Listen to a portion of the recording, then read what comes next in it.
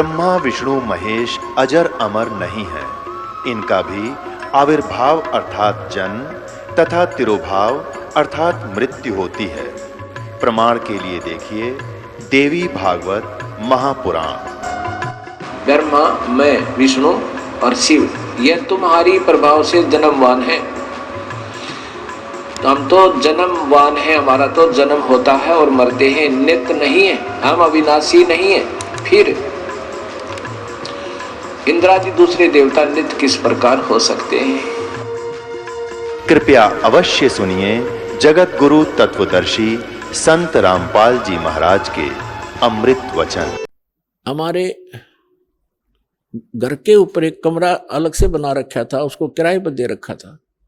उसमें एक आर्य समाजी यानी महर्षि दयानंद का चेला शास्त्री था। वो उसमें किराए पर रहता था। बोलन चालन का बहुत अच्छा स्वभाव था उसका।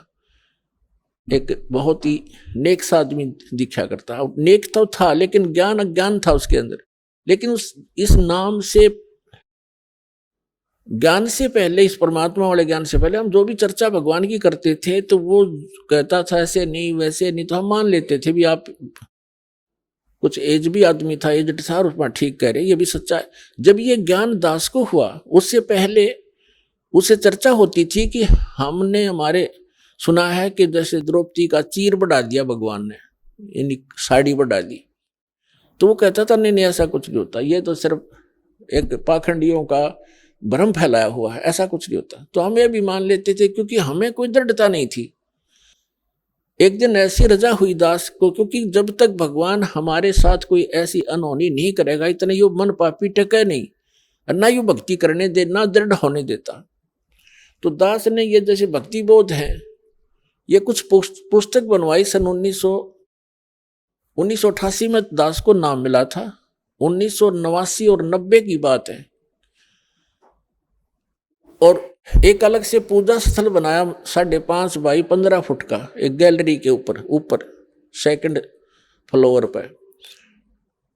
और उसमें आमने सामने खिड़की में यहाँ हवा भी साफ आती रहेगी, आपने उसमें फोटो वगैरह लगा के मंदिर टाइप बना लिया। जब वो मकान हम बना रहे थे, थोड़ा शहर से बाहर था, तो मैं लाया जाली लोहे की, मच्छरों से बचाने के लिए जाली लगाते खिड़कियों पे।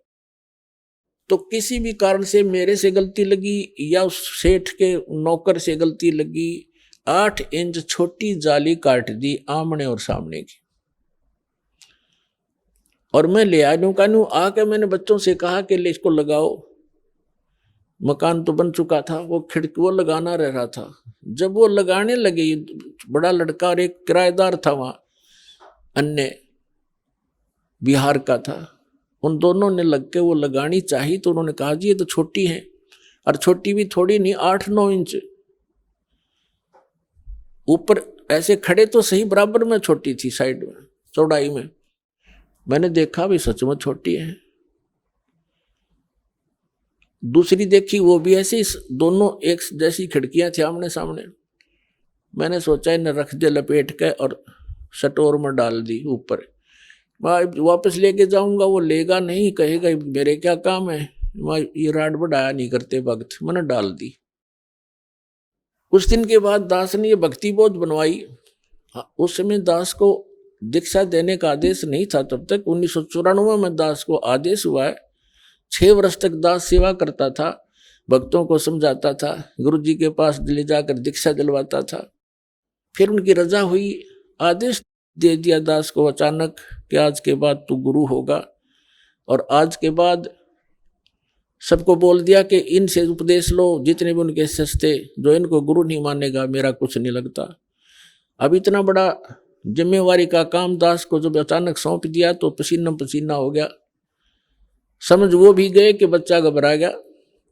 तो उन्होंने कहा कि बेटा तेरे साथ रहूंगा, घबराइए मत, और विश्व में तेरे बराबर संत नहीं होगा, पूरे विश्व में तहलका होगा।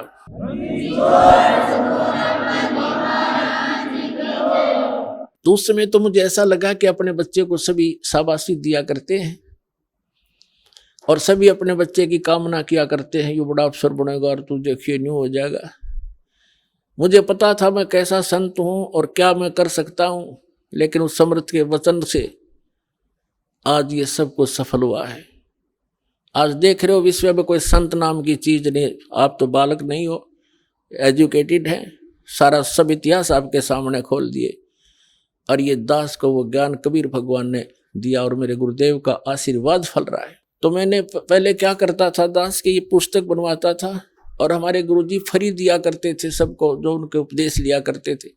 तो मैंने 5000 पुस्तक बनवाई और उनको रख दिया कि हमारे गुरुजी ज़्यादा रहते थे तलवंडी भाई, पंजाब के अंदर एक छोटा सा फिरोजपुर जिला में शहर है, कस्बा सा बरवाले जैसा, वहाँ ज़्यादा रहते थे। और भी 3-4 आश्रम थे। तो यहाँ नजफगढ़ के अंदर था एक आश्रम, अनाज मंडी में, एक मोघा के अंदर है, एक खन्ना में था, लेकिन ज़्यादातर वो तलवंडी रहते थे। और हरियाणा में केवल गरीबदास महाराज जी के एक समागम होता था। पर जैसे गरीबदास जी को भगवान मिले थे, कबीर साहब बहुत दिवस बोलते हैं उसको, उसमें छुड़ानी आया करते थे। तो हम इंतजार में रहते थे जब वो छुड़ानी आएंगे, वैसे मिलते रहते थे उनसे, लेकिन यहाँ वो दान दीक्षा देते थे और फ्री पुस्तक देते थे। तो मैंने वो पुस्तक बनवा ली।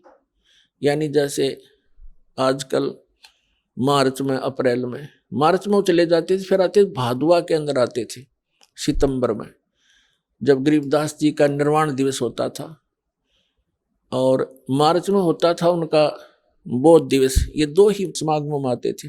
तो मैंने अप्रैल मार्च के समागम के बाद ये पुस्तकें बनवाने का निर्णय किया उनके आदेश से और बनवा कर रख ली। तो मैंने पूजा स्थल पर एक तख्त डाल रखा था, उन पर कपड़ा बिछा के सुंदर वो सारी पुस्तक लगा दी। आएंगे गुरुजी तो उनको संभलवा देंगे, वो फिर देते रहेंगे, सेवा के लिए रख दी।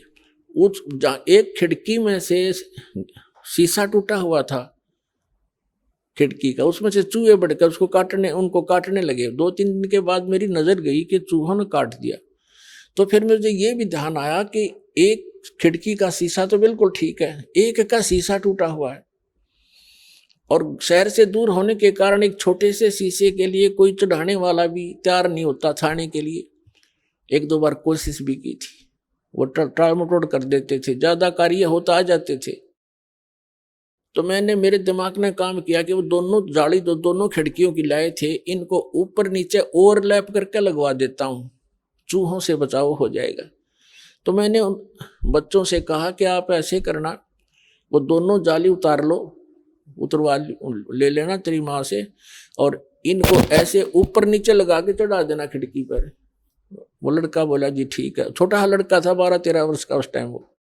और वो दूसरा जो एक और था, अनिल नाम का, बिहार से आया हुआ, किराए पर रहता था, वो जवान ठीक था, समझदार सा। उन दोनों को मैंने बोल दिया। मैं अपनी ड्यूटी पर चला गया। दास था जूनियर इंजीनियर इन इरिगेशन डिपार्टमेंट हरियाणा। तो मुझे तो चिंता थी। मैं शाम को वापस आया तो मैंने क्या देखा, उस लड़के की माँ से पूछा, मुझे चिंता थी कि वो जाली लगा दी कि नहीं लगा दी, तुम्हारी लगाऊंगा मैं, गेल लग के बालक से ना भी जान रहा हो। तो क्या देखा मैंने, जाली लगा रखी और एक जाली वहीं पड़ी लोहे की, और वो उसकी माँ अपना काम लग रही। मैंने उसे पूछा कि ये जाली वही है या कोई और लाए हैं बच्चे? तो वो कह रही थी कि ये कहाँ के और लावा था। मैंने सुबह रखी, कह रही हूँ भाई तेरा पापा कह के गया था तो जाली लगा दो, या तुमने गुस्सा होगा फिर। अब आपके आने तक आध घंटा पहले मैंने उतार के स्टोर से डाली है, और अभी लाकर वो बाहर गया खेलने के लिए, और मेरा कलेजा पकड़ा गया। मैं उसे प्रसन्न करूं, वो ध्यान नहीं दे रही क्योंकि उसको पता नहीं इस बात का। और मेरे सारे शरीर में सन्नाटा गया कि या तो ये जाली वो नहीं, ये कोशिश करी मैंने जानने की। वो बोली देख इनका जंग लगा हुआ है। मैंने उठाकर स्टोर में डाल रखी थी, ईब उतारी है 6 महीने के बाद, यानी मार्च के बाद भादुए में। एक रेनी सीजन ऊपर का उतर गया, वर्षा का मौसम, उनका जरवर भी लग रहा था, दिखे पुरानी। फिर भी विश्वास नहीं आया वो लड़का कहाँ है, क्योंकि एक ही जाली और फूल आ रही, इतनी फालतू, कब से 6-8-7 इंच और लटक रही थी। तो मैंने उसको लड़के को बुलाया, बाहर खेल रहा था इधर, और जो दूसरा उसके साथी था वो बुलाया।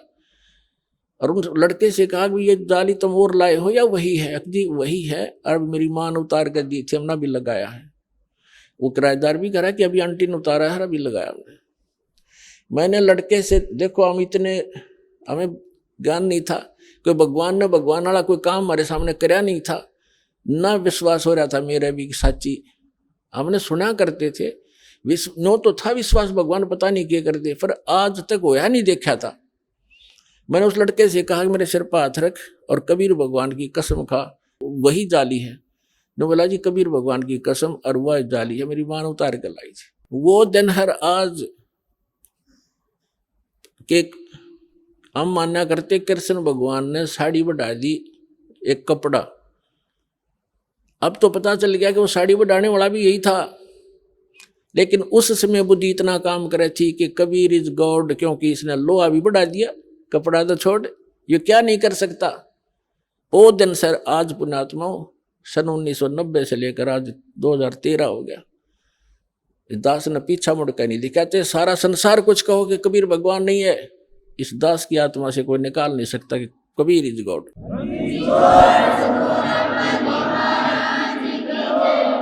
अब जब दास के साथ यह घटना घटी और वो कम से कम 10 साल लगी रही वो जालिनों की नौरों को दिखा करता, देखो जो भगत थे वो तो मान जाते, बकवादी बनो गए, बकवास करा, झूठ बोला, पाखंडी है। अच्छा भाई, तो फिर मैंने सोचा कि देखिए आर्य समाज का जो व्यक्ति है कितना अच्छा आदमी है, बोलन चालन का, व्यवहार का ठीक, अच्छा चरित्रवान व्यक्ति है, और इसको अज्ञान है। ये कहा करता कि ऐसे नहीं हो सकता, साड़ी नहीं बढ़ सकती। तो मैंने सोचा ला इसको समझा दूं, क्योंकि मेरे से पहले वो काफी प्रभावित था, क्योंकि भक्ति में हम लगी रहे थे, पहले भी भक्त जैसे थे हम, नाम ना मिला था तब भी नेक नीति से रहना और कोई किसी को दुख नहीं देना, ये पहले से नेचर थी। तो मैंने उसके में, और वो मुझे ऐसा लगता था कि मेरी बात नहीं मानने का, लेकिन ये अज्ञान इतना गंध ठोक दिया उस मूर्ख महर्षि दयानंद अज्ञानी ने, बिगाड़ दिया कितने व्यक्तियों भोली आत्माओं को। तो मैंने उसके पास बैठकर जिक्र किया, जी मास्टर जी आप मानते हो कि भगवान श्री कृष्ण जी ने उसकी द्रौपदी की साड़ी बढ़ा दी थी? जैसे विषय बढ़ाना चाहा, मैंने उसको चलाना था विषय को कारण बना के। वो कहता जी नहीं ऐसे हम नहीं मानते। मैंने कहा जी, फिर मैंने उसको अपने उस जहां वो जाली लगा रखी थी ऊपर चौबारे में, उस गैलरी में, उस नीचे एक उसकी कक्ष था, उसमें बुला लिया, वहां बैठ के। मैंने वो लड़के भी बुला लिए दोनों जिन्होंने जाली लगाई, कि माँ बुला ली ताकि इसका पेटा भर दूं, विश्वास दृढ़ करवा दूं और यू मान जा हमारी बात को। उसको मैंने कहा जी देखो आप तो कपड़े की बात करते हो, हमारे भगवान ने लोहे की जाली बढ़ा दी, आप सत्कर मानो। नो बोला, वो कहने लगा कि नहीं आप ये कोई बात हुई, जाड़ी साड़ी कभी बढ़ती है, जाली कभी बढ़ती है? मैं बोला देखो आओ दिखाऊं आपको। बोला नहीं छोड़ो हम नहीं मानते। अब वो काफी अटपट बोलने लगा। मुझे आशा नहीं थी कि ये इतना एकदम ऐसे गिरगिट की तरह बदल कर ऐसी बकवास करने लग जाएगा। मेरी आशा के विपरीत उसने ये बात कही कि आप तो ये पाखंडियों के बकाई हुई बातें हैं, ये है। अब पाखंडी तो मैं जब हूँ, जब कोई मैं रोजी रोटी पाखंड से चला रहा हूँ। मैं तो नौकरी करता था, जूनियर इंजीनियर था, 2 रोटी सुथरी मिल रही थी। अब भी मुझे पाखंडी कह रहा है ये मूर्ख। तो मैं चुप हो गया कि मैं अब इससे आगे बोलना कोई अच्छी बात नहीं, ये सुनता ही नहीं। मैं चुप हो गया, चलो भाई अब आप नहीं मानोगे तो मानो मैं भी ना आपकी, क्योंकि अब मैं दर्द हो गया, मेरे साथ घटना घट गई। थोड़ी देर में उसने पता नहीं भगवान जाने क्या सोचा कि अभी मकान मालिक से नाराज हो गया। तो उसने नम्रता के साथ कहना शुरू किया कि आप इंजीनियर हैं, एजुकेटेड हैं, ये तो अनपढ़ लोगों की बातें होती हैं, ये बढ़ा दिया, फलाना घटा दिया। मैं बोला ही नहीं, मैं कहा इससे कोई फायदा नहीं है डिस्कस करने का। तो क्या कहने लगा कि मैं बताता हूँ, महर्षि दयानंद ऐसे होते थे। महर्षि एक बार अपने कमरे में अभ्यास कर रहे थे, योग अभ्यास, और उधर से उनके दूध का समय हो गया, दूध पीता था वो सुबह सुबह। तो नौकर गया, उसने खिड़की से देखा महर्षि दयानंद कमरा बंद और उसमें योग आसन पद्म लगा के और योग अभ्यास के द्वारा ऊपर उठे और छत के सिर लगा के धीरे धीरे वापस आ गए, फिर ऊपर उठे। तो उसने औरों को भी बुलाया नौकर ने कि देखो महर्षि जी क्या कर रहे हैं। पहले उसने मेरे से क्या कहा, जब मैंने कहा ना कि देखो ये जाली बढ़ गई, हमारी लोहे की जाली बढ़ गई, तो वो कहता था अब बढ़ा के दिखा जब मानू मैं। उसने ये कहा था कि अब बढ़ा के दिखा मेरे सामने जब मानू मैं।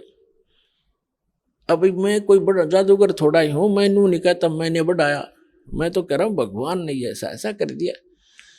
तो इससे वो मैं चुप हो गया था, मैं इसको क्या जवाब दूं भाई, मैं बड़ा हूं तो फिर वो मैं अपने लिए तो नहीं कहा, भगवान के लिए कहा। तो फिर वो क्या कहता है कि देखो महर्षि ऐसे होते हैं, योग अभ्यास से छत के सिर लगा देता था वापस आता था। मैं बोला झूठ, कति नहीं मानू, आप करके दिखाओ। ओढ़ने का मुंह हो गया उसका, मगा करके दिखाए जब मानो तुझे मैं नहीं, झूठ बोलता है तो भी। लेकिन हम ये नहीं कहते कि ऐसा नहीं हो सकता, लेकिन महर्षि तो ये भी ना कर सका था, उदानंत है वो तो कति नारायण अज्ञानी और कति हर तरह से फेल आदमी था, उसकी फोकट में बना रखी थी इन लोगों ने। लेकिन ऋषि महर्षि यहां तक प्रमाण है कि संत स्वर्ग में चले जाते थे, दूसरे लोकों में जाते थे, वापस आ जाते थे। लेकिन ये मोक्ष मार्ग नहीं है ऐसे धक्के खाने भटकने से। तो फिर वो चला गया, उठ के माना नहीं, मैं तेरे नहीं मान सकता। तो पहले तो हम डगमग थे, हमें जो भी कुछ कहता था उसी की मान लेते थे। अब पृथ्वी इधर से उधर हो सकती है, दास ये नहीं मान सकता कि भगवान क्या नहीं कर सकता, सब कुछ कर सकता है। अपना तुम एक समय एक नगर के बाहर दो साधक साधना किया करते थे। एक तो 40 वर्ष से लगा हुआ था, दाढ़ी बड़ी हुई थी, बड़ा देखने में ऐसा महापुरुष दिखाई दे था। और एक 4 वर्ष से ही साधना करनी प्रारंभ की थी दूसरे ने। और उन दोनों के पास देवदूत आता था और उनके पास बैठकर घंटों भगवान की चर्चा दोनों से ही करके जाता था। एक दूसरे साइड में था नगर के, एक ईस्ट में एक वेस्ट में। तो दोनों बड़े प्रसन्न होते थे, भगवान की चर्चा सुना करते थे। एक दिन भगवान के सामने देवदूत ने कहा कि प्रभु आपके 2 भक्त उस नगर में एक विशेष आपके ऊपर विश्वास करते हैं, आपकी बड़ी भक्ति करते हैं, आपके ऊपर आरूढ़ हैं, कुर्बान हैं। तो परमात्मा ने कहा कि भगवान ने कहा कि उनमें से एक भक्त है, ये दूसरा भक्त नहीं है, वो तो वैसे ढोंग कर रहा है। तो देवदूत ने कहा कि वो भक्त होगा जो 40 वर्ष से आपके ऊपर कुर्बान है। पर भगवान ने कहा कि नहीं, जो 4 वर्ष से लगा है ना वो है भक्त। अब ये देवदूत का बात गले उतरे नहीं कि वो 4 साल से लगा रहे, 40 वर्ष से मालिक के नाम पर बैठा है, सब कुछ घर त्याग रखा है। तो भगवान ने उसके मन की वृत्ति जानकर कहा कि देवदूत क्या मेरी बात पर विश्वास नहीं हुआ? देवदूत कहने लगा जी भगवान आपकी बात पर अविश्वास हुई तो हो ही नहीं सकता, लेकिन मेरी बुद्धि संकीर्ण है या मेरा गला उतरती कोई ना। तो परमात्मा ने कहा कि आप किस टाइम जाते हो वहां पर कि 1 बजे से जाता हूं, कि आज तू 2 घंटे लेट जाना और देर से जाना। देर से जाने का वो कारण पूछेंगे तो ये बताना कि आज भगवान ने ऐसा ऐसा किया। फिर उनकी दोनों की जो प्रतिक्रिया हो वह मुझे बताना। वो कहना ठीक है जी। अब 2-3 बजे गया देवदूत। उस दिन पहले गया उसके पास जो 40 वर्ष से बैठा था, उसने पता था कि यूं खरा भगत है, वो ये सोच रहा था। अब उसने भी कारण जाना कि देवदूत आज तो बहुत लेट आए, क्या बात हुई? आपकी इंतजार कर रहा था, चर्चा करते भगवान की, अच्छा टाइम पास होता था। देवदूत ने कहा कि हे भक्त आज के बताऊं, बस पूछे मत, आज तो मेरा कलेजा पकड़ा गया। आज भगवान ने ऐसी अनहोनी कर दी। 1 बजे उन्होंने एक ऐसी अनहोनी करनी थी, वो देखना था, उसको देख कर आया मैं। तो देवदूत ने पूछा भी ऐसा क्या कर दिया भगवान ने? कि परमात्मा ने सुई के नाके में जिसमें धागा डाला रहे उसमें हाथी निकाल दिया। तो वो न्यू कहे 40 साल का भगत है, मैंने बोला इसी झूठ बोल किसी का दुच जा है और आगे मत बताइए बात किसी का। ये कभी हो सकता है सुई के नौके में गाठी निकल जाए। अब देवदूत का बात याद आई भगवान की कि तो डांगर बैठे है बता, जब इसने इतना विश्वास नहीं भगवान क्या नहीं कर सकता, खाक भक्ति करायो। तब उसकी दिमाग का शकरू सीधे हुए देवदूत के कि भगवान ठीक कह रहा था। फिर गया वो दूसरे के पास। अब उसके मन में ये थी कि दूसरा तो और भी गलत बोल लेगा, छोट जो 4 वर्ष से लगा हुआ था। अब उसके पास जाकर बैठ गया। उसने भी पूछना ही था कि देवदूत बहुत लेट आए, क्या बात हुई, कुशल तो हो। उसको उन्होंने भी उसको वैसे ही बताया कि ऐसे ऐसे परमात्मा ने एक लीला करनी थी 1 बजे, और मैं उसको देखने के लिए रुक गया। तो उन्होंने पूछा क्या लीला थी बताइएगा, कि भगवान ने तो कमाल कर दिया। अब बताऊं तो किसी का जचे नहीं, शर्म आओ मुझे, आम आदमी मानता नहीं। अब क्या बात बता तो फिर भी कि भगवान ने सुई के नाके में का हाथी निकाल दिया। वो भगत कहता है 4 वर्ष का, अल्लाह बस इसी को आश्चर्य मान रहा है। भगवान निकाल दे सारी पृथ्वी ने सुई के नाके में गए।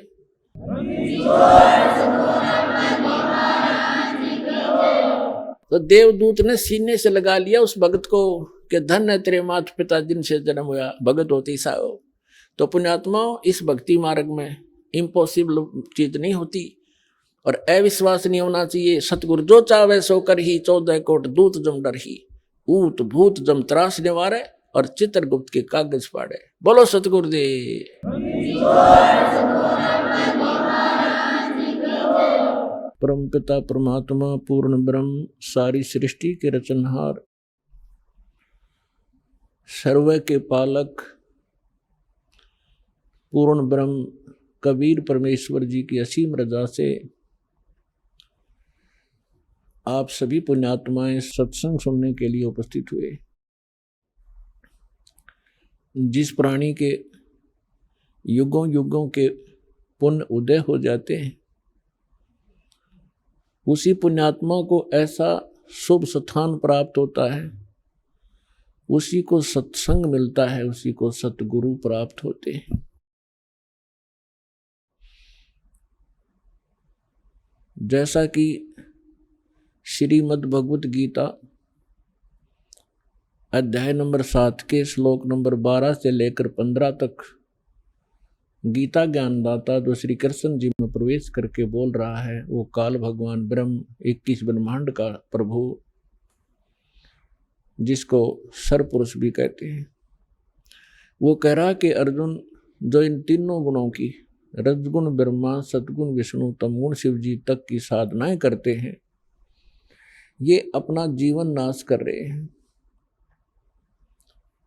और इनके विषय में फिर आगे कहा है कि जिनकी बुद्धि इस त्रिगुणमयी माया अर्थात इन्हीं भगवानों से मिलने वाले क्षणिक लाभ पर आश्रित हो गए हैं, टिक गए हैं, दृढ़ हो गए हैं, वो अपना जीवन नाश कर जाते हैं, क्योंकि उनके अंदर ये 4 गुण उपस्थित हो जाते हैं। राक्षस स्वभाव को धारण किए हुए, मनुष्यों में नीच, दूषित कर्म करने वाले मूर्ख, यानी इन भगवानों की तीनों गुणों युक्त रजगुण ब्रह्मा जी, सतगुण विष्णु, तमगुण शिव जी की साधना करने वालों को गीता जी के अंदर श्री गीता ज्ञानदाता ने कहा है कि ये राक्षस स्वभाव को धारण किए हुए, मनुष्यों में नीच दूषित कर्म करने वाले, ये मूर्ख मेरी साधना भी नहीं करते, यानी ब्रह्म तक भी नहीं इनकी बुद्धि पहुंची। फिर अपनी साधना करने वालों के विषय में बताया है कि जो मेरी भक्ति करते हैं वो 4 प्रकार के, अर्थार्थी, आर्त, जिज्ञासु और ज्ञानी। अर्थार्थी तो वो होते हैं जो केवल धन लाभ के लिए अनुष्ठान किया करते हैं, घर में घना धन हो जा, लाभ हो बिजनेस में, इस आधार से जो केवल वेदों के आधार से, वेद मंत्रों के आधार से जो साधना करते हैं, अनुष्ठान करते हैं धन प्राप्ति के लिए, धनी होने के लिए, वो भी मेरे ही उपासक हैं, क्योंकि वो आन उपासना नहीं करते, अन्य देवी देवता की पूजा वो नहीं करते। लेकिन वो भी अपना उद्देश्य भूल चुके हैं। दूसरे आरत यानी संकट निवारण के लिए जो अनुष्ठान किया करते हैं वो केवल वेद मंत्रों से ही करते हैं। वो भी मेरे ही पुजारी हैं, लेकिन वो भी अपनी दिशा भूल चुके हैं, क्योंकि इस अध्यात्म मार्ग के अंदर केवल इतना ही पर्याप्त नहीं है। फिर तीसरे जिज्ञासु बताए हैं। जिज्ञासु वो कर्महीन प्राणी होते हैं जो घर से निकलते हैं परमात्मा प्राप्ति के लिए, घर भी त्याग देते हैं। आगे जैसे भी उनको गुरु मिलते हैं उनसे ज्ञान ग्रहण कर लेते हैं और ज्ञान ग्रहण करके वक्ता बन जाते हैं। प्रभुता की भूख बन जाती है उनके अंदर। उस ऊट पटांग ज्ञान से लाखों लोगों को डुबो जाते हैं और स्वयं भी डूब जाते हैं। ये तीनों रिजेक्ट किए हैं गीता ज्ञानदाता ने कि ये अच्छे, ये साधक ठीक नहीं। चौथे ज्ञानी बताए हैं।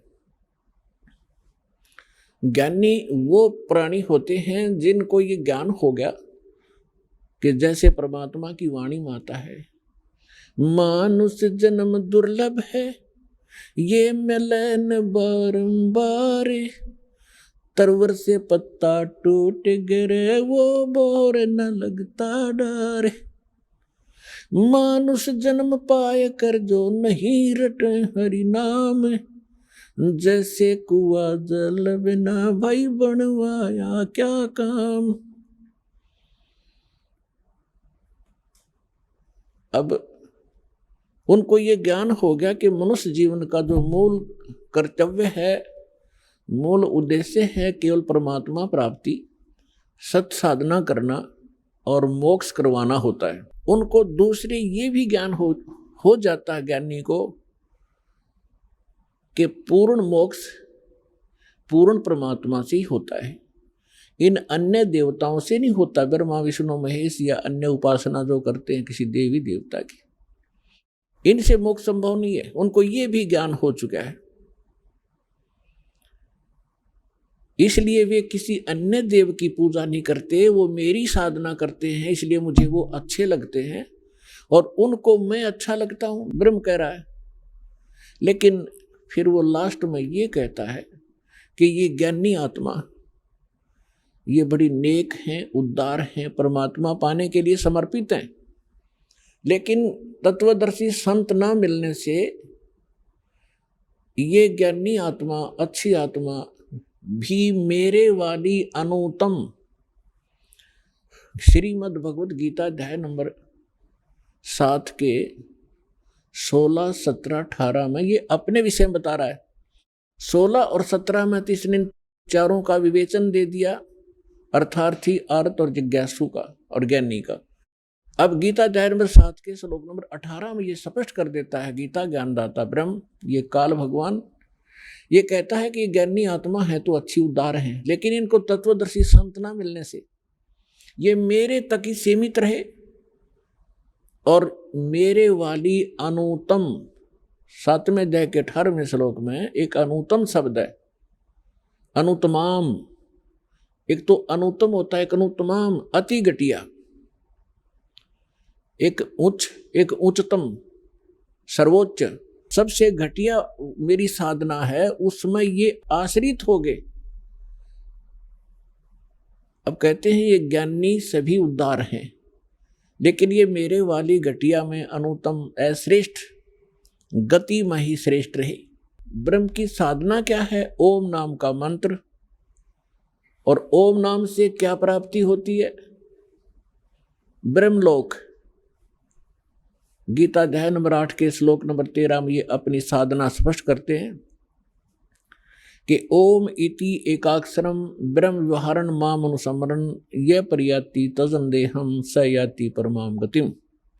मुझ ब्रह्म का केवल एक ओम मंत्र है, नथिंग एल्स। इसके अतिरिक्त मेरा कोई मंत्र नहीं है, और इसका अंतिम सांस तक, शरीर त्यागने तक इसका सिमरण करता हुआ जो शरीर छोड़कर जाता है वह ब्रह्मलोक को प्राप्त होता है। यानी मेरी सबसे उत्तम यानी परम गति प्राप्त होती है जो ओम से मिलने वाली है। श्री देवी भागवत 7वां स्कंद,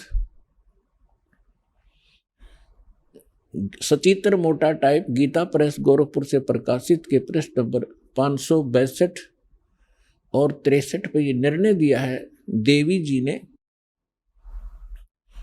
राजा हिमालय को वो ज्ञानोपदेश कर रहे हैं। वो कहती है कि मेरी साधना भी छोड़ दे जिसने मोक्ष चाहिए।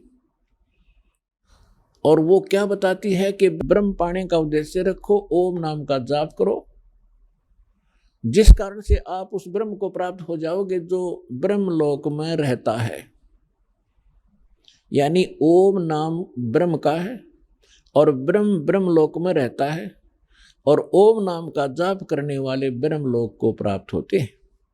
श्रीमद् भगवद गीता अध्याय नंबर 8 के श्लोक नंबर 16 में ये स्वयं गीता ज्ञानदाता स्पष्ट करता है कि ब्रह्मलोक में गए हुए प्राणी भी पुनरावृत्ति में है, अर्थात उनका भी जन्म और मृत्यु होता है। अब जैसे ज्ञानी आत्मा कौन थे? एक चुनक नाम के ऋषि थे। एक चुनक नाम के ऋषि थे। परमात्मा पाने के उद्देश्य से उन्होंने वेदों को पढ़ा, और जैसा भी ब्रह्मा जी से या मनु जी से अन्य जितने भी ऋषि हुए सभी नकली थे, इनको वेद ज्ञान नहीं था। पुण्यात्माओं, आज बुद्धिमान समाज हो गया, इसलिए दास ये शब्द कहने में सफल हो रहा है, क्योंकि हमारे सदग्रंथ गवाह हैं। और ऐसे इंस्ट्रूमेंट परमेश्वर ने उपलब्ध करा दिए आपके लिए कि इन दुष्ट लोगों का अब दाव लग नहीं रहा। ये शर पटक रहे हैं पागल कुत्ते की तरह। अब भी चाह रहे हैं कि जनता को बरगला दें, हमारे धंधे चलते रहें।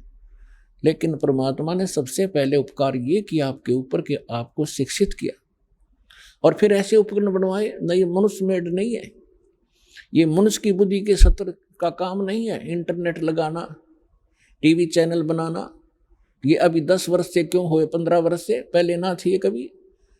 केवल आपके ऊपर रहम किया दाता ने, वो समर्थ शक्ति है, उन्होंने इस समय ये काम करना ही करना था। तो दास ने ये कहा कि आज तक जितने भी ऋषि महर्षि हुए हैं ये सभी अज्ञानी थे, इनको कख भी पता नहीं था वेदों और गीता और हमारे सदग्रंथों का। ये समय रह रहकर आपको बहुत बार प्रमाणित भी किया, समय आने पर इस सत्संग के दौरान भी समय लगा तो प्रमाण दिखाएंगे। आज का जो विषय है वो अलग है। तो चुनक नाम का ऋषि था, उन्होंने वेदों में पढ़ लिया। यजुर्वेद अध्याय नंबर 40 के मंत्र नंबर 15 में का लिखा है कि वायु अनिलम अथिदम भस्मांतम शरीरम ओम करतो सुमर किलबे सुमर और करतुम सुमर। ओम नाम का जाप काम करते करते सिमरण करो, विशेष कसक के साथ सिमरण करो, यानी श्रद्धा के साथ। और मनुष्य जीवन का प्रथम कर्तव्य जानकर ओम नाम का जाप करो। अब यहां इन ऋषियों ने इससे निष्कर्ष निकाल दिया कि उस पूर्ण परमात्मा का ओम मंत्र है, क्योंकि वेदों में और अन्य कोई मंत्र का निर्देश संकेत नहीं है, स्पष्ट नहीं है। इसलिए इन्होंने यजुर्वेद अध्याय नंबर 40 के मंत्र नंबर 15 से ओम नाम ले लिया और ये पूर्ण ब्रह्म का मान लिया।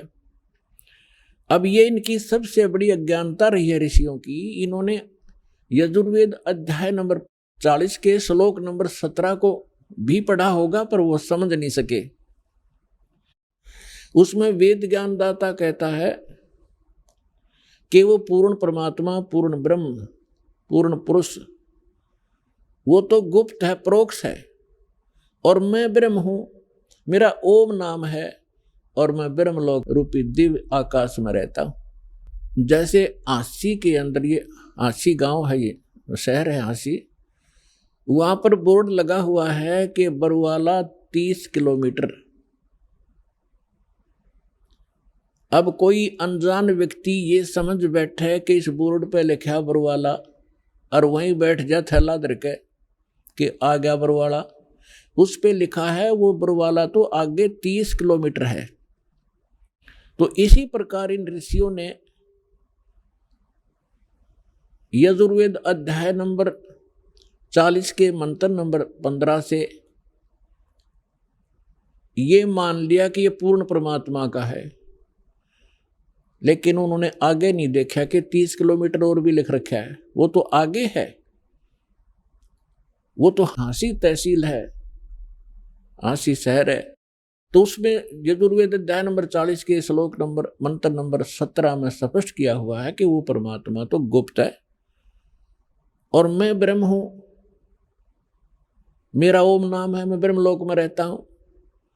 और यजुर्वेद अध्याय नंबर 40 के श्लोक नंबर 10 में स्पष्ट किया हुआ है, वेद ज्ञानदाता कहता है कि कोई परमात्मा को शंभुहात बोलता है, शंभुहात माने जन्म लेता है श्री राम और श्री कृष्ण के रूप में, और कोई असंभुहात कहते हैं कि वो कभी जन्म ही नहीं लेता, अजन्मा है, अदृश्य है, निराकार है, वो कभी जन्मता ही नहीं। उसमें स्पष्ट किया है कि वो परमात्मा जन्म लेता है या नहीं लेता है, किस स्वरूप में है, कैसा है, कैसे मिलता है, उसकी जानकारी तत्वदर्शी संत बताते हैं, उनसे सुनो। तो क्या ये इन्होंने संस्कृत तो पढ़ी थी ऋषियों ने, ये नहीं देखा कि वो फिर कोई और इनसे भी अलग कोई संत है, वो और ज्ञान है। श्रीमद् भगवद गीता अध्याय नंबर 4 के श्लोक नंबर 32 में स्पष्ट किया हुआ है कि अर्जुन, जो मैंने अभी अध्याय नंबर 4 के श्लोक 25 से लेकर 31 तक जो भी साधनाएं, जैसा भी कोई कर रहा है, कोई योग साधना करता है, कोई देवताओं की पूजा करता है, कोई स्वाध्याय ही करता है, जैसे गीता का पाठ कर लिया, वेदों का कोई मंत्र जाप कर लिया, ये सब अपनी अपनी साधनाओं को पापनाशक जानते हैं। लेकिन चौथे अध्याय के 32वें श्लोक में कहा है कि इन यज्ञों की जानकारी, यज्ञ माने धार्मिक अनुष्ठानों की, सच्ची भक्ति की जानकारी सच्चिदानंद घन ब्रह्म ने अपने मुख कमल से बोली है, वो वाणी उसके अंदर विस्तार के साथ कही गई है, वो तत्व ज्ञान है। यहां इन अनुवादकर्ताओं ने, गीता अनुवादकों ने एक बहुत भारी भूल कर रखी है। गीता अध्याय नंबर 4 के श्लोक नंबर 32 में एक ब्रह्मणे मुखे शब्द है। यहां इन्होंने ब्रह्मणे का अर्थ कर दिया वेद की वाणी, ब्रह्मणे मुखे। वेद की वाणी तो गीता ज्ञानदाता वेदों वाला सारांश तो बोल ही रहा है, वेद की वाणी कहाँ रही? और वेद खुद कहते हैं उसमें वो कोई और संत है और ही ज्ञान बतावेगा, उससे सुनो। तो उसमें बताया है कि वो ब्रह्मणे मुखे का अर्थ है, ब्रह्मणे माने सच्चिदानंद घन ब्रह्म, यानी परम अक्षर ब्रह्म, पूर्ण परमात्मा इस धरती पर आते हैं, अपने मुख कमल से स्वयं ही वो यथार्थ ज्ञान अपने द्वारा रची हुई सृष्टि को सही सही बताते हैं, और यथार्थ साधना धार्मिक अनुष्ठानों की जानकारी भी वो स्वयं ही बताते हैं, बोल बोल के सुनाते हैं। वो सच्चिदानंद घन ब्रह्म की वाणी कहलाती है, वो तत्व ज्ञान है। इब गीता अध्याय नंबर 17 के श्लोक नंबर 23 में भी यो ब्रह्मणे शब्द है। वहां इन अनुवादकों की बुद्धि विचलित नहीं हुई, वहां अर्थ ठीक कर दिया। ओम तत्सत इति निर्देश ब्रह्मणे त्रिविध समर्थ ब्राह्मणा तेन वेदा च यगा विहिता पुरा। उसमें ये ब्रह्मणे शब्द है, वहां इन्होंने सही अर्थ किया है। ब्रह्मणे माने सच्चिदानंद घन ब्रह्म, यानी पूर्ण परमात्मा, परम अक्षर ब्रह्म की साधना का, उसकी प्राप्ति के लिए 3 मंत्र के जाप का निर्देश है। ओम तो ये ब्रह्म का, सरपुरुष का, और तत् ये सांकेतिक है, और सत्य भी कोड वर्ड है। तत् जो है ये अक्षर पुरुष का है, और सत्य जो गुप्त है वो परम अक्षर ब्रह्म सच्चिदानंद घन ब्रह्म का मंत्र है। इन तीनों के मंत्र के जाप से उस परम अक्षर ब्रह्म की प्राप्ति होती है। तो जो दास आपको बताने जा रहा था कि आप कितने पुण्यकर्मी प्राणी हैं, और कितने पूर्व जन्म के शुभ संस्कारों से युक्त हैं जो आप सतलोक आश्रम बरवाला जिला हिसार हरियाणा में पहुंचे। उसके लिए सब भूमिका बता रहा हूं आपको, इतना प्रमाण दे करके आपकी बुद्धि सेट होगी कि सचमुच हमारा कोई सौभाग्य ही उदय हुआ है, शुभ कर्म ही हमारे साथ है जो ऐसे पवित्र स्थल पर लाया है। अब गीता अध्याय नंबर 4 के श्लोक नंबर 32 में तो स्पष्ट कर दिया कि उस सच्चिदानंद घन ब्रह्म ने अपने मुख कमल से जो ज्ञान दिया वो यथार्थ ज्ञान है, उसको तत्व ज्ञान कहते हैं। चौथे अध्याय के 34वें श्लोक में कहा कि उस तत्व ज्ञान को तू तत्वदर्शी संतों के पास जाकर समझ। जो परमात्मा आकर ज्ञान देता है वो मुझे ज्ञान नहीं, कौन कहता? गीता ज्ञान दाता श्री ब्रह्मा, श्री विष्णु, श्री शिव जी के पूज्य पिताजी। और उस ज्ञान को किसी तत्वदर्शी संत से पूछो तो इससे सिद्ध है कि वो वेद ज्ञान से भी भिन्न ज्ञान है और गीता के ज्ञान से भी वो भिन्न है। नहीं तो गीता जी में एक अध्याय और लिख देता हो कि ये है वह तत्व ज्ञान, 19वां अध्याय और बना देते, नहीं, उनको पता नहीं। तो उसको तत्वदर्शी संत ही बताते हैं। अब तत्वदर्शी संत की पहचान बताई है 15वें अध्याय के प्रथम मंत्र में श्रीमद् भगवत गीता में, कि जो संत इस उल्टे लटके हुए संसार रूपी वृक्ष के पत्तों से लेकर मूल तक विस्तार से बताता है, भिन्न भिन्न बताएगा, स वेदवित वो तत्वदर्शी संत है। वह वेद के तात्पर्य को जानने वाला है। तो परमेश्वर स्वयं आते हैं, जैसे अभी आपको बताया कि सच्चिदानंद घन ब्रह्म यानी पूर्ण परमात्मा अपने मुख कमल से ही यथार्थ ज्ञान बताते हैं। उन्होंने 600 वर्ष पहले यह ज्ञान कहा था कि अक्षर पुरुष एक पेड़ है। जैसे आपको बहुत बार पेड़ का चित्र दिखाया है, संसार रूपी वृक्ष का, जो जमीन से बाहर दिखाई देता उसको वृक्ष बोलते हैं, पेड़ बोलते हैं। तो परमात्मा ने स्वयं आकर इस संसार रूपी वृक्ष के विषय में जानकारी दी थी, क्योंकि वो सृष्टि रचनहार हैं। 600 वर्ष पहले जिनको अज्ञानी और अशिक्षित कहा जाता था, जुलाहा धाणक एक शूद्र नाम से पुकारा जाता था, वो परम पिता थे, वो परम अक्षर ब्रह्म थे। हमारी बुद्धि बालकों वाली है, हम भगवान को समझ नहीं पाए और विशेष रोल रहा हमारे धर्म गुरुओं का, जिन्होंने हमारे अंदर आंखों में अज्ञानता का मोतिया बिंद कर दिया था। उस समय 600 वर्ष पहले परमात्मा कबीर जी ने कहा था कि अक्षर पुरुष एक पेड़ है, सरपुरुष वाकी डार, सरपुरुष कहो ज्योत निरंजन कहो, और तीनों देवा शाखा हैं, ये पात्र रूप संसार है। और मूल स्वयं है। वो मूल बताने के लिए इस दास की सेवा दी है कि वो मूल कौन है। गीता अध्याय नंबर 15 के श्लोक नंबर 16 और 17 में 3 पुरुष हैं, सरपुरुष, अक्षर पुरुष। और 17वें श्लोक में कहा कि उत्तम पुरुष तो अन्य परमात्मा इति उदाहरत है, यह लोकतरम आविष्य विवर्ती अवैश्वर है, वो परम अक्षर ब्रह्म है और वही तीनों लोकों में प्रवेश करके सबका धारण पोषण करता है। वो वास्तव में अविनाशी भगवान है। तो कहने का तात्पर्य यह है कि फिर तत्वदर्शी संत की पहचान क्या है? प्रथम पहचान तो यह है कि सतगुरु के लक्षण कहूं मधुरे बैन विनोद, 4 वेद 6 शास्त्र वो कहे 18 बोध। यानी वो परमात्मा का जो कृपा पात्र होगा वही सतगुरु होते हैं और वही तत्वदर्शी संत होते हैं, और वो सभी सदग्रंथों के यथार्थ ज्ञान से युक्त होते हैं। तो परमात्मा तो सारे सब कुछ जानकार हैं, सर्वज्ञ हैं, और फिर इस दास को वो ज्ञान युक्त बनाकर आप पुण्यात्माओं पर मेहर की परमेश्वर ने। अब जो प्रसंग चल रहा है, तो इन ऋषि महर्षियों ने वो तत्वदर्शी संत सतगुरु नहीं मिले और इन्होंने स्वयं निष्कर्ष निकाल लिया कि ओम नाम का जाप सबसे उत्तम है और यही परम मंत्र है। इन्होंने आसी को बरवाला मान लिया और बोर्ड के पास बैठ गए।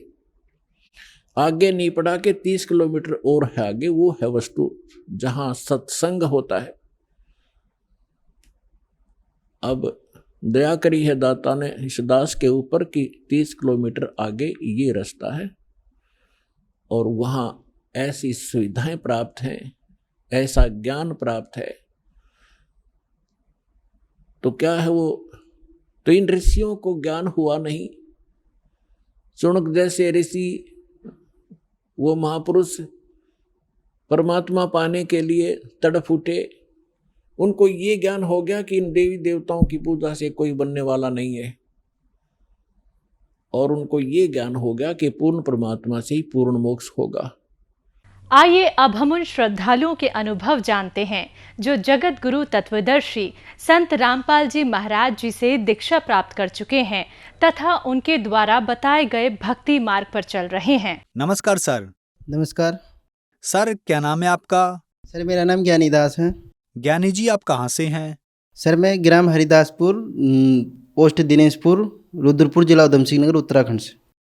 ज्ञानी जी, आपने संत रामपाल जी महाराज से नाम दीक्षा कब ली? सर, मैंने संत रामपाल जी महाराज जी से सन 2013 2 नवंबर सन 2013 को नाम दीक्षा ली। सर, हमारे दर्शकों को अपनी भक्ति साधनाओं के बारे में बताएं। आपने क्या क्या भक्ति साधनाएं की हैं? हाँ सर, संत रामपाल जी महाराज जी से नाम दीक्षा लेने से पहले सर मैं हनुमान जी का कट्टर पुजारी था। प्रत्येक मंगलवार को नहा धो के चालीसा करता था और हनुमान मंदिर भी जाता था, प्रसाद चढ़ाता था और बांटता भी था। और सर मैं दिन भर में 6-7 बार चालीसा भी करता था। सर, आपका संत रामपाल जी महाराज जी की शरण में जाने का क्या कारण बना? सर, एक संत रामपाल जी महाराज का एक शिष्य मिला था और उन्होंने एक पुस्तक दी थी, ज्ञान गंगा। सर, उस पुस्तक को मैंने पढ़ा। पहले तो मेरे को ऐसा लगा कि ये ऐसा हो सकता है क्या। तो सर, जब मैं उस पुस्तक को पढ़ने लग गया तो उसमें कुछ अलग ही ज्ञान था, ऐसा हमने कभी सुना नहीं था। उसमें जब हमने पढ़ा तो वेद शास्त्रों की सारी बातें थी और सब भक्ति के बारे में, गुरु के बारे में क्या होते सब कुछ पढ़ा हमने। ऐसे हम कभी सुना करते थे वेद शास्त्रों के बारे में, वेदों के बारे में। जब सर हमने वो पुस्तक पढ़ा तो शुरू में तो ऐसा लगा कि ऐसा नहीं हो सकता, पर बाद में इतनी रुचि बनी, पढ़ते रहे। तो सर मैं संत रामपाल जी महाराज का पुस्तक पढ़ा, उसमें मेरे को ज्ञान समझ में आ गया। आत्मा में ये तो हो गया कि ये फाइनल ज्ञान है, लेकिन फिर भी एक बार ऐसा लगा कि एक बार गीता से प्रमाण मिलाया जाए। यदि गीता में सारे प्रमाण मिलते हैं तो ज्ञान नंबर 1 का है और ये सच्ची भक्ति है, सत साधना है। इससे ही जीव का कल्याण हो सकता है, हमारा मोक्ष हो सकता है। तो सर मैंने फिर किताब पढ़ने के 18 दिन के बाद मैंने संत रामपाल जी महाराज जी से बरबाला में जाके नाम दीक्षा ली। ज्ञानी जी, हर इंसान चाहता है कि अगर वो भक्ति कर रहा है तो उसे लाभ मिले, उसकी परेशानियां ठीक हों और उसका परिवार भी सुरक्षित रहे। तो आपको क्या लाभ मिले संत रामपाल जी महाराज से नाम दीक्षा लेने के बाद? हाँ सर, संत रामपाल जी महाराज जी की शरण में आने के बाद मुझे बहुत सारे लाभ मिले। सबसे पहले तो सर मेरे को पूर्ण आध्यात्मिक ज्ञान हुआ कि पहले हमें पता नहीं था कि गुरु क्या होते हैं, गुरु बनाना चाहिए या नहीं बनाना चाहिए। वेद शास्त्र सुने थे, लेकिन संत रामपाल जी महाराज जी के शरण में आने से पूर्ण आध्यात्मिक ज्ञान का पता चला, सद्भक्ति के बारे में पता चला, सदगुरु क्या होते इसके बारे में पता चला। मेरी मम्मी बहुत बीमार पड़ गई सन 2016 में और वो हॉस्पिटल में भर्ती थी। मेरी मम्मी भक्ति भी नहीं करती थी और डॉक्टर ने जवाब दिया, उनके फेफड़े बहुत बुरी तरीके से गल चुके थे। डॉक्टर ने 15 दिन वहाँ रखे हॉस्पिटल में। डॉक्टर ने जवाब दे दिया ये नहीं बचेंगी। फिर भी हमारे पूरा परिवार, बड़े भाई सब उनसे मिन्नतें करते रहे, जितने पैसे चाहिए ले लो, लेकिन हमारी मम्मी को ठीक कर दो। बड़े बड़े डॉक्टर थे, सर्जन थे, सब ने यही कहा ये ठीक नहीं हो सकती, आप इनको घर ले जाओ, ये कुछ ही दिनों की मेहमान है करके। हमारे मम्मी के फेफड़े बुरी तरीके से गल चुके थे, कुछ भी नहीं बचा था उस, और डॉक्टर ने साफ मना कर दी ये नहीं बचेंगी। तो फिर सर हम उनको घर ले आए और घर में आने के बाद मम्मी की हालत बहुत बेकार हो चुकी थी। बिस्तर पे पड़ी थी, ना बोल पा रही थी, ना किसी को सुन पा रही थी, बस ऐसी जिंदा लाश हो गई थी। सबको यही लगा कि अब ये नहीं बचेंगी। मैंने सर संत रामपाल जी महाराज जी से नाम लिया था। तो वैसे तो हम क्या कर सकते थे, लेकिन मम्मी की ये हालत थी, मैं उनका बेटा था, तो मुझे बहुत दुख लगता था कि मम्मी का ये बुरा हाल है, अब तो नहीं बचेगी। डॉक्टर ने भी जवाब दे दिया है। तो सर फिर मम्मी को मैंने यही कहा कि मम्मी, सबको बचाने वाले भगवान हैं, संत रामपाल जी महाराज पूर्ण सदगुरु हैं, वही परमात्मा हैं। आप उनको याद करो, उनको सच्चे दिल से याद करो। आप भक्ति तो नहीं करती, लेकिन सच्चे दिल से याद कीजिए, वही आपकी रक्षा कर सकते हैं, वही आपकी आयु बढ़ा सकते हैं। लेकिन यदि आप उनसे प्रार्थना करोगे तो सद्भक्ति करने के लिए प्रार्थना करना, तभी वो आप पे दया करेंगे। तो सर मेरी मम्मी ऐसी हो गई थी कि बोल भी नहीं पा रही थी और उसी दौरान मेरी मम्मी का अंत समय आ गया था। मेरी मम्मी को रात को यम के दूत दिखे, 4 यम के दूत आए। विकराल शरीर था, लंबे लंबे बाल थे और उनके दांत बहुत बड़े बड़े थे। तो सर मम्मी को यम के दूत दिखे और फिर मम्मी बहुत डर गई और बोल भी नहीं पा रही थी। क्यों? क्योंकि भक्ति करती नहीं थी। तो यम के दूतों ने उसकी जुबान को भी बंद कर दिया। तो मम्मी बुरी तरीके से डर गई क्योंकि सब उन्हें पता चल गया मेरा अंत समय आ गया।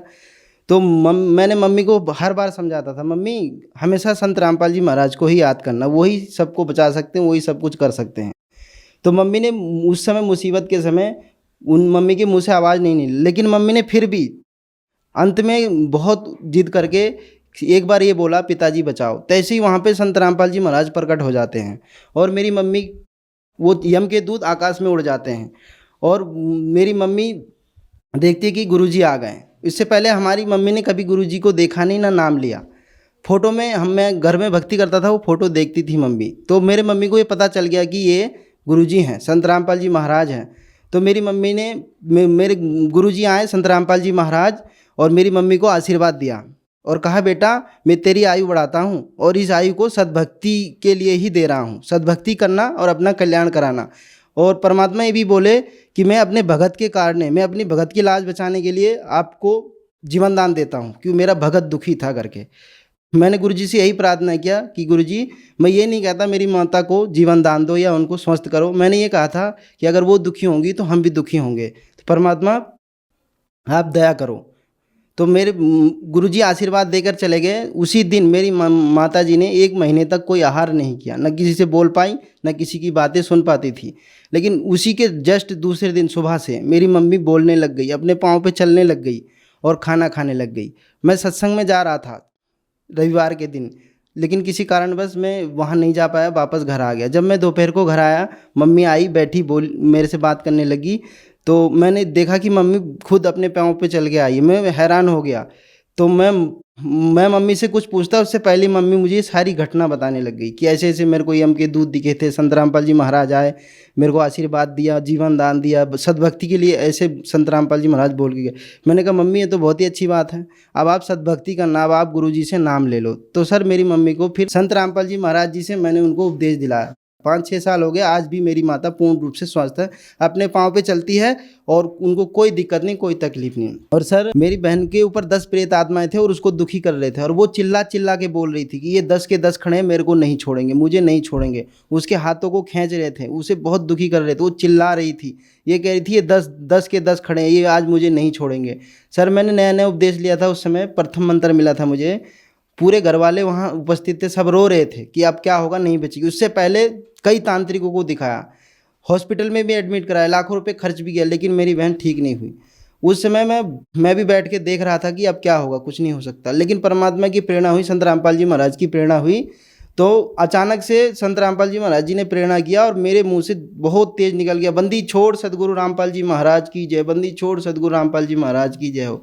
वो मेरी बहन को सब छोड़कर मेरे तरफ देखने लगे, इसको क्या हो गया, ये क्या बोलने लग गया। तो कहते वो मेरी बहन के जो ऊपर जो 10 प्रेत आत्माएं थे, जो मेरी बहन चिल्ला चिल्ला के बोल रही थी हम मेरे को नहीं छोड़ेंगे, आज मार देंगे, आज मार देंगे, नहीं छोड़ेंगे, 1 महीने से दुखी कर रहे थे। तो सर वो सारे के सारे प्रेत आत्मा जो 10 के 10 थे वो वहाँ से भाग गए और मेरी बहन बेहोश हो गई। फिर उनको पकड़ के हम अंदर लेके आए। 1 महीने से मेरी बहन ने ना कोई पानी पिया, ना कोई खाना खाया।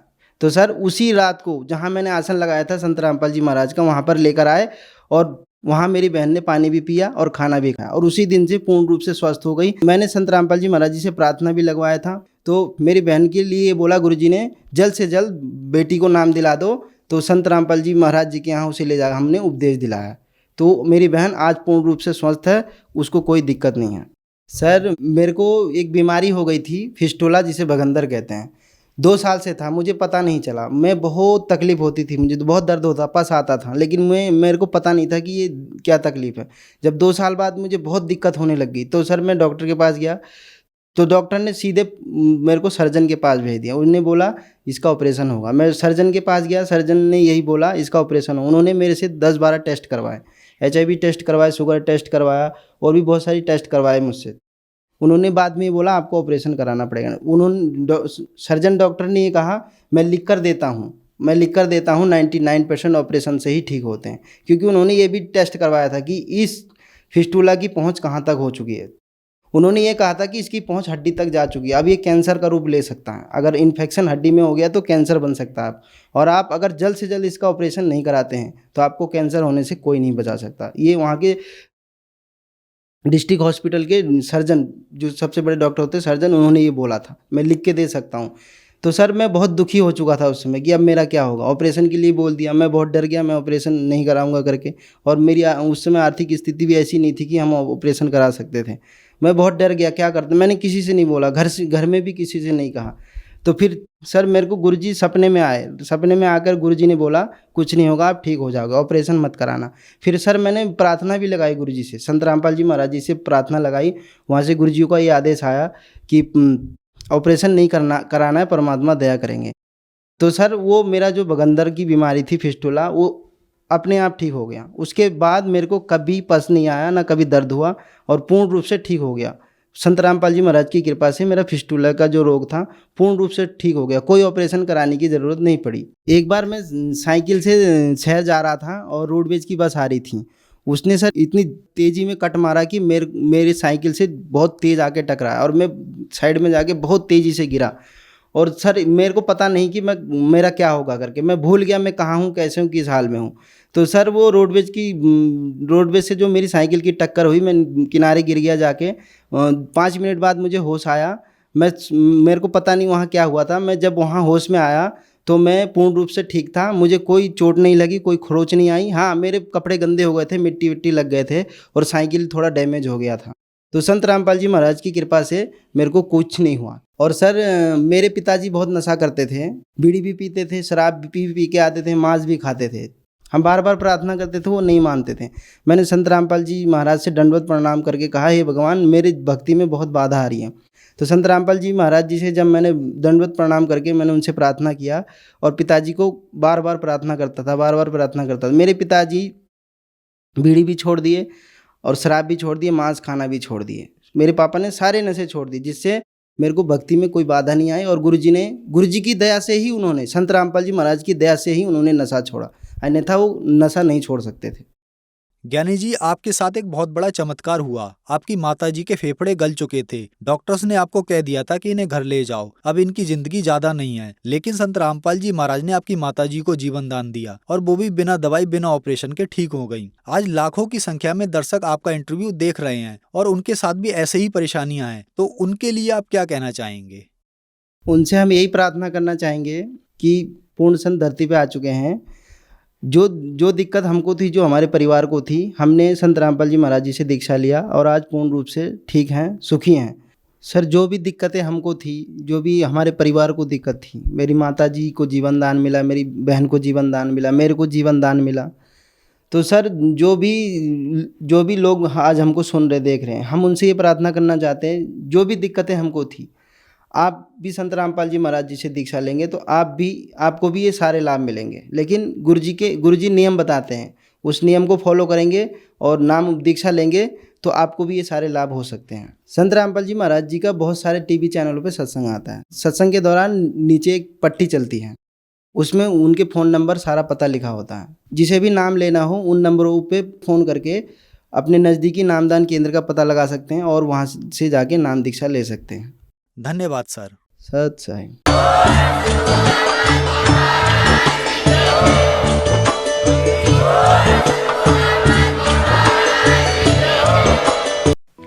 आप सुन रहे थे जगत गुरु तत्वदर्शी संत रामपाल जी महाराज के मंगल प्रवचन। अधिक जानकारी के लिए संपर्क करें